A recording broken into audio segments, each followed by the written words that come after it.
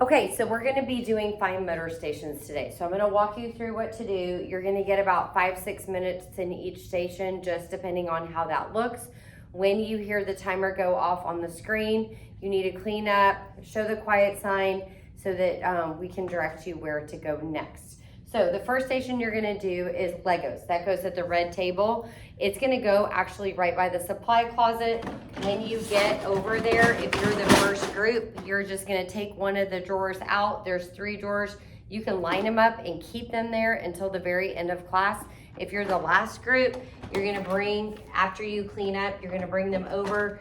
You're gonna slide them back in. And sometimes they're a little hard to do, but make sure they're back in there. Legos do not get taken from people. They do not get thrown. Please make sure you're using them the correct way.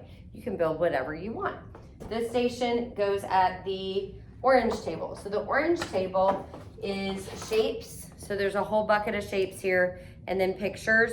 You literally just find the shape and match it to it. When you are done, you're gonna dump it back in. You can do as many as these as you want in the time that you have. The yellow table is gonna get pegboards and rubber bands. There are a bunch of laminated things. You can try to copy some of the shapes on here.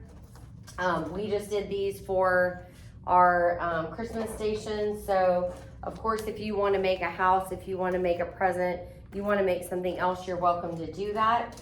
When you clean up, you have to pull every single rubber band off, put it in the little bucket, and make sure it's all cleaned up and ready to go. The next station is beading. So what you're gonna do is there's shoestrings, and on the end of the shoestring, there is a little bead. That goes at the bottom. So you are gonna put the beads on however you wanna do it. You can work on adding patterns. There's tons of different shapes in here, whatever that looks like to you, okay? Once you have finished, or once you're cleaning up, make sure you do not dump it over and then dump it all over the floor. What you're gonna do is you're gonna take the opposite side, the one I just showed you that had the bead, hold it over the bucket, pull the beads off, and then set the shoestring back in the bucket. Easy peasy, okay? Next one is cubes.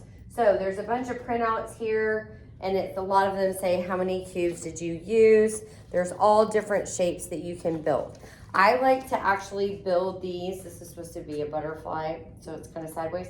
But I like to kind of build these and match the colors. I don't match it on here because this is a little too small. But of course, if you just want to build something, we're not obviously doing things that are inappropriate like guns or anything like that. But you can copy these, or you can come up with your own things.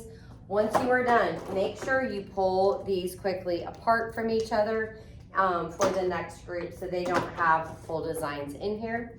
That goes on the blue table. The purple table, there are pattern sheets inside of here. So what you're gonna do is you are gonna find the pattern, and then you're gonna grab a pair of tweezers.